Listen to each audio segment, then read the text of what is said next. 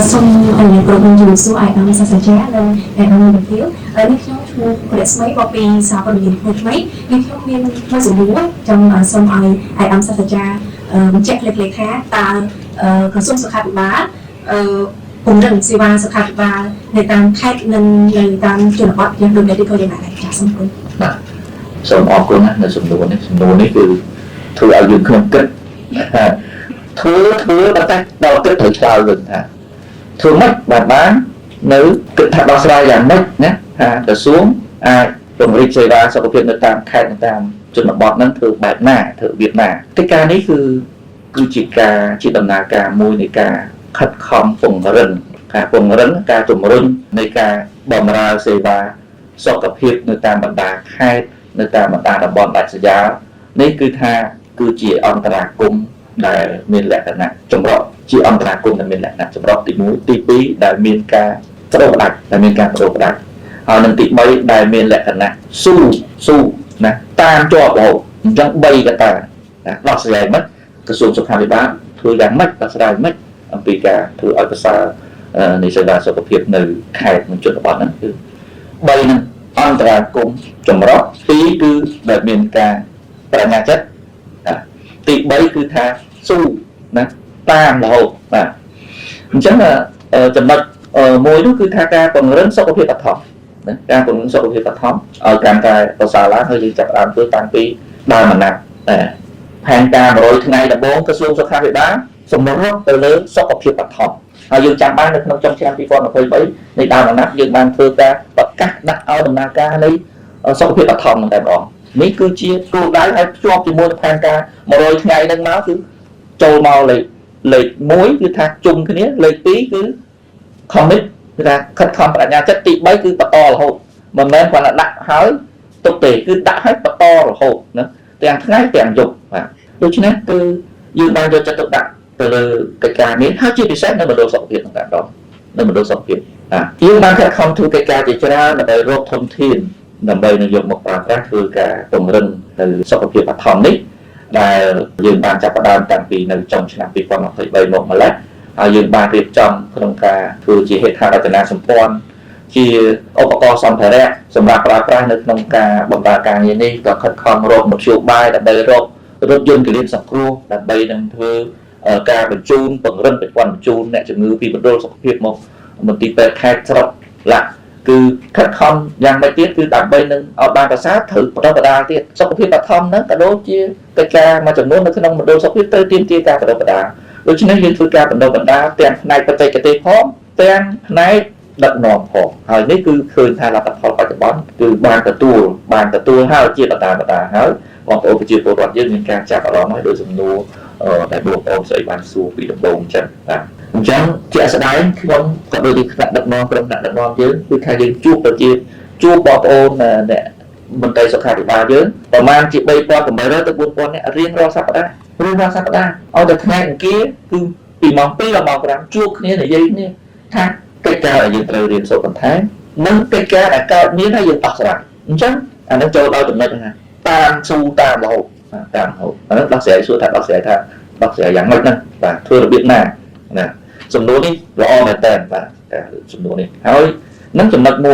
យទៀតគឺថាយើងពង្រឹងប្រព័ន្ធបញ្ជូនរបស់យើងនៅពីបណ្ដាមណ្ឌលសុខភាពមកមន្ទីរពេទ្យបង្អែកនេះគឺថាទាំងស្រុកទាំងខេត្តនេះគឺថាដែលយើងត្រូវធ្វើយ៉ាងម៉េចនៅស្រុកនៅខេត្តហ្នឹងត្រូវឲ្យមានពហុជំនាញដែលពហុជំនាញនេះពីដើមឡើយយើងមានតែនៅក្នុងកម្រិតជាតិទេឥឡូវនេះគឺថាយើងជំរុញចែករំលែកនៃ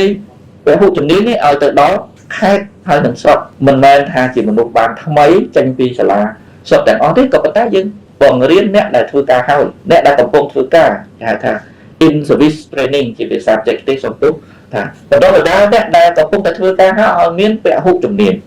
អានោះគឺថាក៏យើងធ្វើការដោះស្រាយចំពោះមកផងដែរហើយមួយទៀតនោះគឺថានៅក្នុងកម្រិតមន្ទីរពេទ្យជាតិយើងបានធ្វើការចែករំលែកនៅបន្ទុកការងារឧទាហរណ៍មន្ទីរពេទ្យជាតិមួយទៅទទួលបន្ទុកជួយមើលមន្ទីរពេទ្យខេត្ត1 2 ឬ 3ហើយបន្តទៅទៀតជួយមើលទៅដល់មន្ទីរពេទ្យស្រុកព្រោះមន្ទីរពេទ្យជាតិគឺមានឯកទេសច្រើនជាងលោកមានបទពិសោធន៍ច្រើនជាងឥឡូវនេះលោកចាប់ផ្ដើមចុះទៅជួយ ចុះទៅដល់ដំបូងទៅតែខេត្តតមកទៀតទៅតែស្រុកហើយមានកិច្ចការគាត់តាក់ទងគ្នាទៅតាមប្រព័ន្ធអនឡាញតាម digital នេះបាទដូច្នេះទេគឺយើងអាចដោះស្រាយនៅបញ្ហានេះបានជាបណ្ដាឲ្យបានកាន់តែប្រសើរឡើងទាំងក្នុងកម្រិតក្រោមជាតិទាំងកម្រិតជាតិហើយយកបទពិសោធន៍ទាំងអស់នេះយើងដើម្បីនឹងមកដោះស្រាយពីពួកការទទួលជំនួយមួយពីបញ្ជូពីខេត្តយើងទៅការស្វែងយល់ពីបញ្ហានោះបាទតាក់ទងគ្នាជាមុននឹងបញ្ជូដោះស្រាយយ៉ាងម៉េចដោះមិនបានត្រូវបញ្ជូយ៉ាងម៉េចត្រៀមចាំទទួលយ៉ាងម៉េចនេះគឺជាកិច្ចការងារមួយដែលយើងខ្ញុំបានលើកឡើងហើយគឺថាពហុជំនាញខំការបដិញ្ញាចិត្ត engagement និងការបន្តតាមយ៉ាងជាប់លាប់បំផុតវាជាដំណើរការទូទៅមួយដែលរាជរដ្ឋាភិបាលយើងបានបញ្ជាក់ថានេះគឺជាអត្ថិភាពហើយការចូលរួមទៅលើការការពារម្ដងគឺក៏យើងបានធ្វើកិច្ចការនេះមិនត្រឹមតែចាំតែព្យាបាលទេគឺយើងចូលរួមនៅក្នុងការការពារនិងស្វែងរកជំងឺដែលកើតមានបញ្ហានៅក្នុងមូលដ្ឋានហ្នឹងឲ្យបានឃើញឲ្យឆាប់ដើម្បីទទួលបានការព្យាបាលបានលឿនហើយយើងមិនឲ្យមានការរងចាំយូរតែធ្វើឲ្យជំងឺកាន់តែធ្ងន់ទៅហើយមួយទៀតនោះគឺថាយើងធ្វើកិច្ចការដែលយើងអាចជួយទៅដល់ភូមិដល់ស្រុកនឹងខេត្តនេះគឺថាជួយបានច្រើនណាអ្វីដែលមន្ទីរពេទ្យជាតិទៅជួយស្រុកជួយខេត្តនេះជួយបានច្រើនជួយមិនចាំបាច់ឲ្យអ្នកជំងឺឡើងមកឆ្ងាយទី1ជួយមិនចាំបាច់ឲ្យអ្នកជំងឺនឹងរងចាំយូរទី2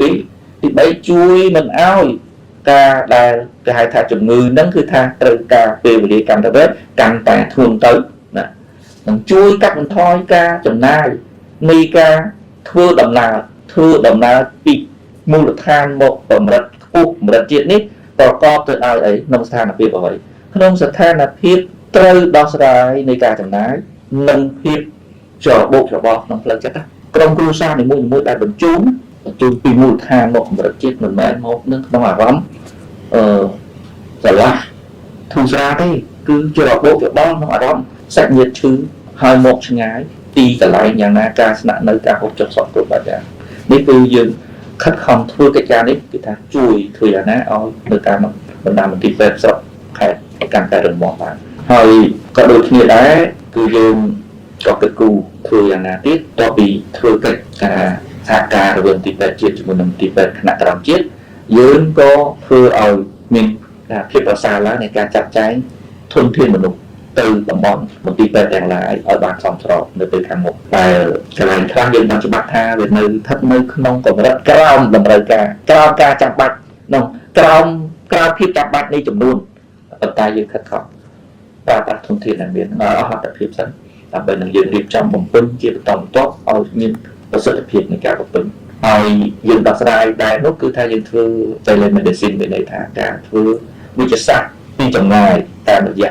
digital នេះដែលយើងអាចសួរនៅឯកទេសរបស់យើងពីគ្រូពីចម្ងាយផ្ដល់យោបល់ពីចម្ងាយបានហើយមួយទៀតនោះក៏យើងពង្រឹង